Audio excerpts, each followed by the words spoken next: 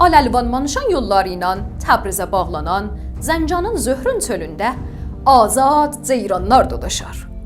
Şükürtünün Leylək qalası, Beyistan qalası və Göygümbəz Sultaniyə Zəncanın dolanmalı yerlərindəndir.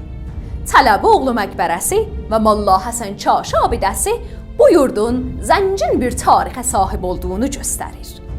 Zəncanın pillə-pillə kəndi ya Tilandar kəndi cənnətin bir parçası kimidir.